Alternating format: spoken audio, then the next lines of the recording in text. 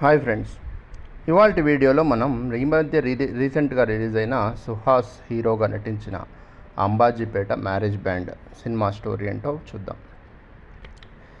Cinema ఎంత బాగా బ్యూటిఫుల్గా, ఎంత ఎనర్జెటిక్గా ఓపెనింగ్ ఉంటుందో, పోయే కొద్దీ after 15 minutes to half an hour తర్వాత సినిమా గ్రాఫ్, ఎమోషనల్ గ్రాఫ్ అనేది కిందకు తగ్గుతూ జీరో నుంచి మైనస్ కూడా వెళ్ళిపోతుంది. ఎందుకో చూద్దాం. సినిమాలో సుహాస్ వాళ్ళ ఫాదరు ఒక కటింగ్ షాప్, అంటే హెయిర్ స్టైలిస్ట్, ఊళ్ళో ఒక పల్లెటూరులో.